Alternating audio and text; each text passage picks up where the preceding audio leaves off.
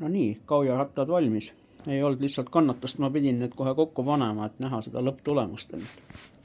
Et eks te hinnake nüüd ise.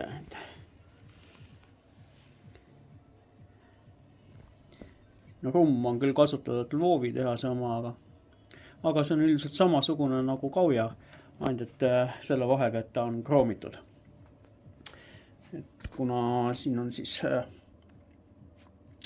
roostevabast kodarad, siis arvasin, et võiks panna ka kroomitult siukse rummu siia. Ja tagumine ratas siis ka. Et taha sai uus hammasratas veel. Üks mul oli siin. Siis leidsin siin mingisuguse Lvovi tehaselt selle keti kaitsme ka. See oli küll natukene siukene deformeerunud. Veidikene sai teda haamriga siin õgvendatud. Natukene uut värvi peale ja läks külge. Aga mis ma tähele panin, et sellel Lvovil on hammasratas teisipidi, et kui siin on nagu hammasratas nagu sissepoole ehk kauss on keskelt väljapoole, siis Lvovil on ta teisipidi ehk et hammasratas on nagu väljapoole ja kauss on nagu sissepoole. Ehk et sellele plekile siis peab uued augud puurima. Aga muidu kokkuvõttes väga ilus ratas. Jah.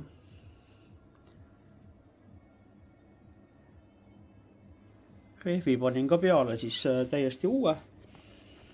Et rehve mõõtsin, ütleme, et nad on natukene nagu suuremad kui siis võrri originaalid, et laiust pidi on 3 mm laiemad ja kõrgust pidi ka siis 3 mm on kõrgem.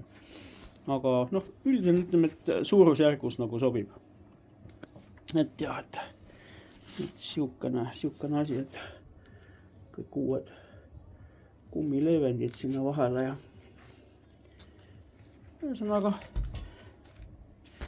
ühesõnaga nende pöidadega saab teha küll ratast, et ei ole üldse küsimust. Ja väga hea on nagu kokku panna, sest kõik asjad on nagu uued, sirged. Et ainult rõõm. Ja tulemus on siin nüüd siis teie ees, et kunagi panen siis kaujale need alla ja siis teen teile veel ühe video siit.